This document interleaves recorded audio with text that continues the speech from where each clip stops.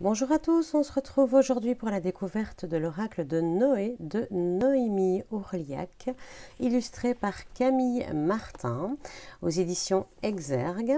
C'est un petit coffret de 32 cartes avec un livret d'accompagnement de 100 cartes qui est vendu au prix de 23,90 €. Alors, l'oracle de Noé, que nous dit-il ? Qu'il est un outil de guidance et d'accompagnement pour nous permettre de découvrir notre mission de vie à travers 32 cartes vibratoires de toute beauté. Au fil de la pratique, elles sauront nous rassurer et nous mettre en garde en délivrant les messages et conseils inspirants. Ainsi, tu seras à même de te reconnecter à ta force intérieure en prenant conscience de tes blocages pour trouver la clé de ta guérison. Dans le livre explicatif, tu découvriras la signification d'un carte ainsi que les méthodes de tirage afin de suivre le chemin de ton évolution personnelle et spirituelle, car toi seul peux changer le cours de ta vie. Alors, petit coffret aimanté, voilà, comme les cartes noir et or. J'aime beaucoup, je trouve ça super joli. Noir et or. Alors, les tranches sont dorées. Nous avons un dos étoilé avec un croissant de lune, Animula Natura. Voilà. Ça, par exemple, c'est quelque chose que je suis un peu moins fan habituellement quand il y a des écritures sur le dos d'une carte. Déjà parce que, voilà, ici, c'est probablement pas prévu, hein, mais on ne peut pas tirer les cartes à l'envers. J'imagine que si on met ceci pour donner le sens de la carte, finalement, voilà, c'est que ce n'est pas prévu. Voilà, donc pour le carnet, nous avons effectivement un petit carnet en couleur, les remerciements. Le sommaire avec une proposition donc, de découverte de l'oracle, 2 types de tirage, 4 groupes de cartes, les soldats, les voyageurs, les généreux et les penseurs. Les cartes, donc qui ne sont pas numérotées, qui sont remises par ordre alphabétique. Alors j'ai déjà utilisé le jeu, donc elles ne sont plus dans l'ordre. Le message de l'auteur et celui de l'illustratrice. Découverte de l'oracle.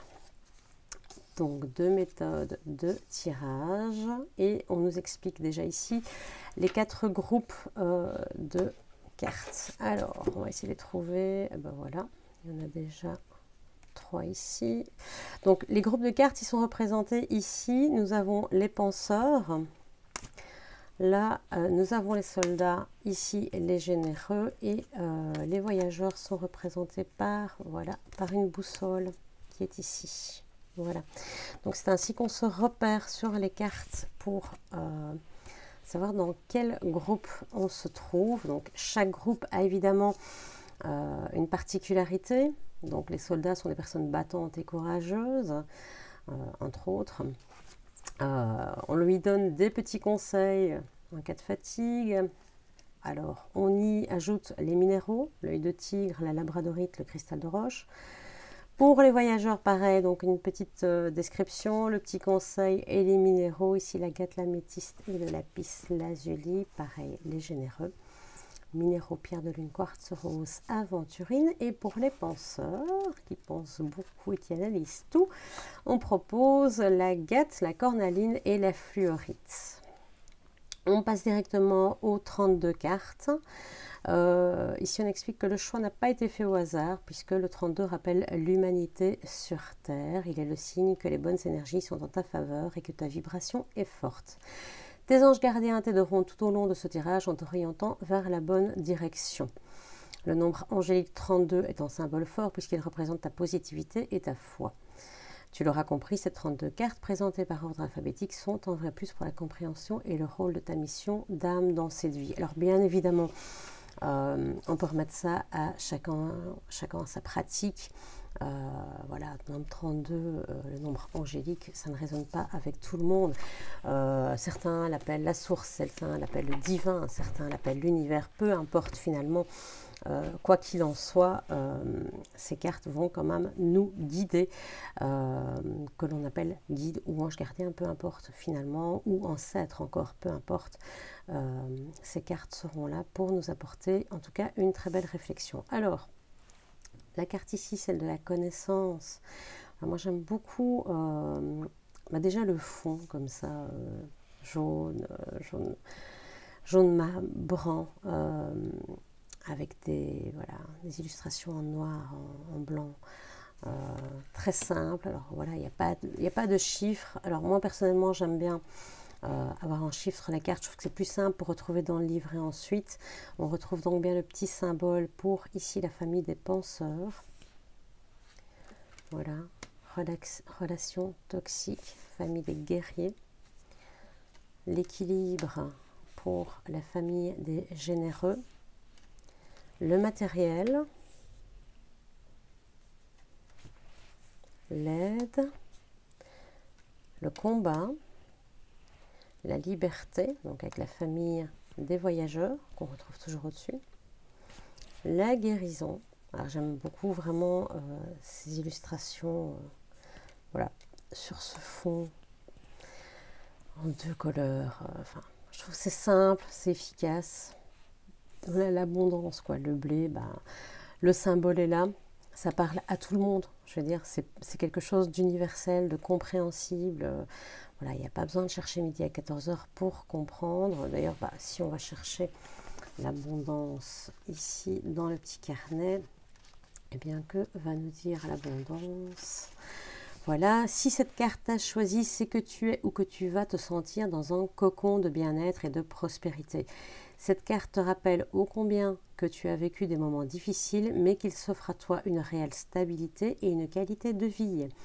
Ton désir de créativité, une envie de réussite, l'accomplissement d'un projet, tout te sera favorable. Après la pluie vient toujours le beau temps, alors garde le sourire, tout se réalisera.